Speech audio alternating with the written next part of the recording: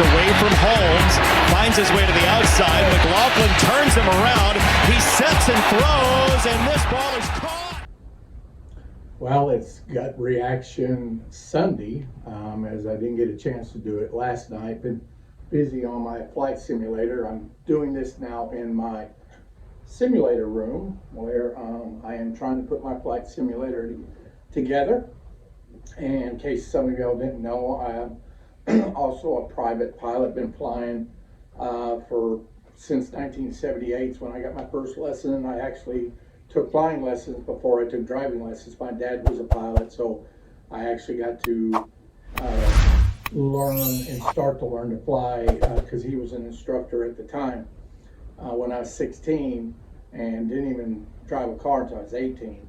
But because of my health, of what you guys know about my health, I haven't been able to fly like I used to, so I am now building the simulator to see if that'll help take away that urge of wanting to go. Hopefully it'll work, but I'll let you see it when it's all finished and done. But that's where we're at. We're in the simulator room, and I had gut reaction on Nebraska Louisiana Tech's game, Nebraska's second victory that now takes them to 2-2.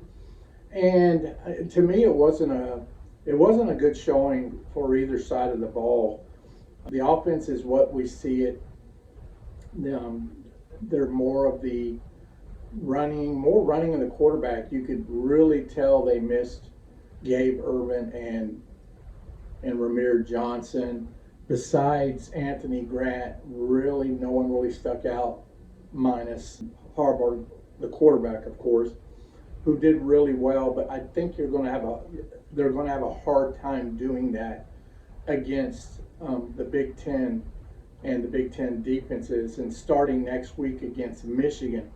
So I also saw that the tackling wasn't as crisp this game. The rush or the getting after the quarterback wasn't as intense as it was. And the question is, was they just having a bad game, or was they starting to look ahead to Michigan next week? You can't help but look at that game. And Louisiana Tech came out, and you could tell they had some answers, and their answers was one to give it smoke and let him get the ball. And the guy is a great player, could easily be playing for any Power 5 school and top school. That's including Georgia or Michigan or anyone like that. He's not a very big guy. If I'm not mistaken, he's only like 5'6" to 5'8", something like that, but very quick, very explosive. And Nebraska had trouble trying to keep up with him. Minus him, Louisiana Tech didn't do a whole lot, but they came out with them little dink and dunk, 3 or 4 yards, and you could tell they were trying to eliminate Nebraska's pass rush. And I wouldn't be surprised you don't start seeing teams doing that a little more because of that front line. But on the offensive side, Harbaugh did another great job of managing the game. And we did get to see Sims come in on one play when Harbaugh's helmet came off and didn't do very well. But at that time, neither was Harbaugh. The defense for Louisiana Tech was getting after him. But that also brings me to the offensive line, who again is, to me, struggling. And they struggled even more in this game. In the rushing, they do okay, nothing spectacular. But again, is that going to be different when you get into the Big Ten and them defenses? Louisiana Tech is not really a very good team. They did play with some intensity, some fire, and they have come in here before and lit us up before. I do remember that 1998 game with Troy Edwards, who I think set a record for 400 plus yards. In receiving yards. He had like 20 or 21 catches in that game. And I remember that game, and that was the first year of Frank Solich. It was the very first year after Tom Osborne, and I don't think it would have mattered if it was Tom Osborne at the time, because I think Charlie McBride was still there, and the only one that was gone was Tom. So I don't think that would have mattered if Tom was there or not. But he did kind of light up the score board on us, but Nebraska still won the game. And they still won this game. But again, like I said, I'm really worried about this offense, mainly now since we don't have Gabe Urban and Ramir Johnson. We only scored 28 points. Dummy me, I predicted 45, and I don't know what I was thinking because at the time I made the prediction, I already knew Gabe Urban and Ramir Johnson was out, but yet I just thought because Louisiana Tech wasn't as, it's not as talented and as good as Northern Illinois. I thought maybe Nebraska would get going a little bit and score a little more, but I was kind of wrong in that area. There was a lot of penalties too, and a lot of penalties on some big plays. I know Harburg had a 75-yard run brought back that I don't know if that was really holding on Marcus Washington. To me, it looked like the defender was holding Marcus, and you can see Marcus holding his hands out, trying to let them know, hey, he's holding me. But it didn't seem to matter. And it even kind of looked like Kemp on that play was maybe even holding a little bit. But then you saw it again on Anthony Grant's big run. That got called back. That definitely was a hold. I did see that one. But you kind of saw that, but really on both sides of the ball. But Harbaugh had a real good game. I think he ended up with 157 yards, and if that one didn't get called back, he'd been way over 200.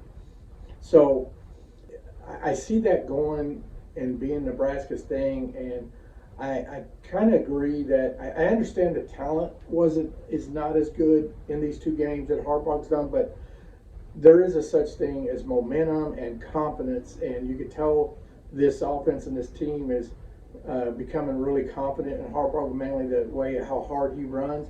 And the one thing that you cannot take away from all this is he doesn't turn the ball over. And that is key, mainly now we're going to the Big Ten because we're still trying to get to that 6 wins, which is not impossible, but as each week goes by, it's coming more unlikely, mainly since you took away a lot of our, how do you put it, our identity when you took away Gabe Urban and Ramir Johnson, because Anthony Grant can't do this all by himself. And I know Harbaugh had 19 rushes in this game. I don't know if you could do that every game. By the end of the season, it'll be wore out. You saw that last year where Anthony Grant kind of, was, when he gets the ball, he knows one speed, which is good. That's what we want to see. But they used him so much by the end of the season, you didn't even notice him as much anymore. And I don't want to wear him out. Emmett Johnson and Ivy's needs to get going. And we did see Emmett Johnson, but for some reason we didn't see Ivy. Not too sure why. Maybe he just wasn't ready. I think Emmett Johnson's going to be a star. He's just a true freshman. He's going to have to put some muscle on him. And I believe mainly come maybe next year because, Anthony Grant's going to be gone next year. And yes, Gabe Urban will be back, and even Ramir Johnson maybe. I don't know. I think he's already redshirted, so I don't think he could come back. So it will be Gabe. Gabe's already had a history of injuries. So Emmett could be the man, or another freshman, or even Ivy's if he makes a big leap. So, but this seems to be our identity.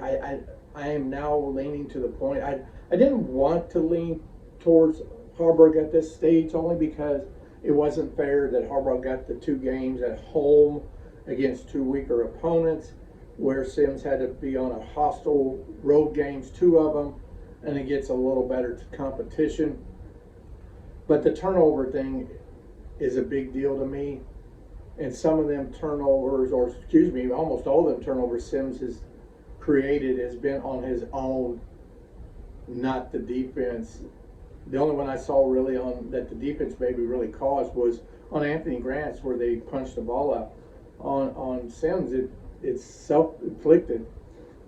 So, and don't get me wrong, Harbaugh's not perfect. He did fumble the ball 3 times, but he only lost 1. So we still got to clean that up, and I would like to see more takeaways. We got to take away. We seem to be taking away. If we get a takeaway, it's always seemed to be at the end of the game. We need to do that way before now, and I understand it's not something you just go get. You got to really kind of earn it. Well, I guess it is something you go get, but you know what I mean. So we got to get more takeaways. We want to have anything to do in the Big Ten. We got to get more takeaways, and we got to depend a little more on the defense. So I'm hoping the defense had just kind of a down game. Maybe they were looking forward to that Michigan offense, which if y'all watched any of the Michigan game, Rutgers game, Rutgers really looked pretty decent, but Michigan hasn't really been overwhelming on the offensive side. So I expect Nebraska's defense to do pretty good in there. But because Michigan has a stout defense and our offense is really struggling, I think we're really going to struggle to even get any points. And defense is probably going to end up getting wore down, and you'll probably see the points add up a little bit as the game goes on. But overall, we got to win, and a win is a win. Right now, we'll just take a win. Do we see 4 more wins? That's the question. I think we could beat. We definitely could beat Northwestern. I think we can now beat Illinois. It's sad because I actually predicted Illinois to win this. I thought they'd be better than this. The defense hasn't been as good as I thought they would be, and the offense just hasn't really come around. So I think we can beat Northwestern, Illinois. Purdue's probably another one, and probably Michigan State. There's 4 more wins, which would get us to a bowl game. Wisconsin, Iowa, even Maryland's really looked good with Tagovailoa. I knew he would be good, so I knew that would be a toss-up game at the time, but I thought our offense would be doing better as well. And that's still some weeks away, but I think we can get 4 more wins and get to that 6 wins. And I do agree. I think we ought to go ahead and stick with Harbaugh. To me, whoever you played in this game against Louisiana Tech, that should who should play going into Michigan. And I understand you're saying, well, Sims wasn't healthy. And you kind of saw that in the game he came in. But you got a good chemistry going right now, even though it's against 2 weaker teams. I say stick with him. Harbaugh seems to throw the ball a little better. Even his throws kind of get away from him at times.